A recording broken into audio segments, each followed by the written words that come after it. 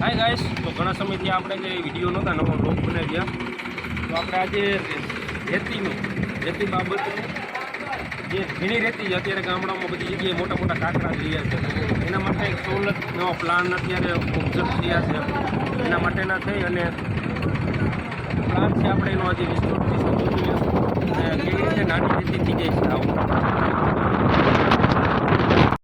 Hi guys, કેમ છો બધા? ઘણા સમયથી આપણે ઘણા વિડીયો નથી બનાવ્યા, આજે વ્લોગ નથી બનાવ્યો. તો આજે આપણે રેતી નાની કેવી રીતે ચારણ કેવી રીતે કરીએ, નાનું ચારણ સાઈડમાં નીકળી જાય અને કેવી રીતે થાય આપણે વિજયભાઈ એમના પ્લાન કેવી રીતે ચાલે એ બધું આપણે વિસ્તારથી સમજીશું. સાથે જ રહો.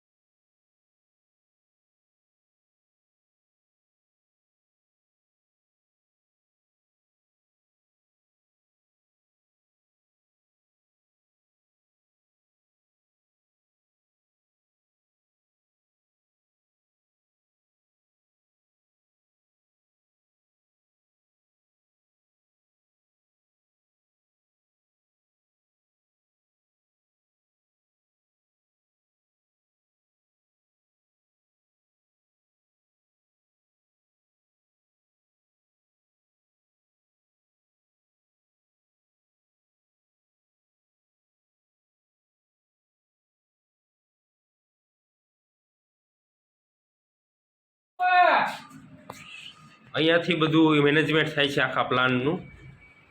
આપણે હમણાં ચાલુ પ્લાન થાય ત્યારે જોશું. આ તમે જોઈ રહ્યો છો, અંદરથી ઓટોમેટિક અહીંથી રેતી નાખી હતી ને આપણે ટ્રેક્ટર ઓટોમેટિક ખાલી થવા માંડી છે. હમણાં થઈ જશે ખાલી. આખા પ્લાનનો નજારો અહીંથી બતાવે.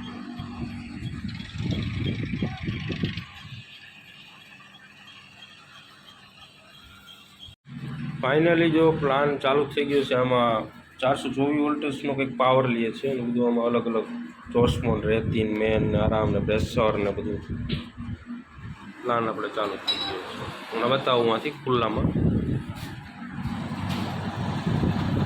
આજે આપણે અંદર ખાડામાં રેતી નાખી હતી. રેતી અહીંથી આમ જાય, મુખ્ય ચાયણો વચ્ચે છે, ત્યાંથી ઝીણી થતી જાય ને ઓલું ગાંગડ સાઈડમાં અહીંયા નીકળતી જાય જાડી રેતી અને ભેગી ધોવાતી પણ જાય. વિજયભાઈની આ ધોવે છે. સાવ ઝીણી રેતી થઈ જાય તમારે. યાદવ હોટલની બાજુમાં આવેલ છે આપણા. તો મળીએ જ આવા બીજા વિડીયો સાથે. ટ્રેક્ટર હમણાં જ ભરાઈ જશે. Thank you. જય હિન્દ.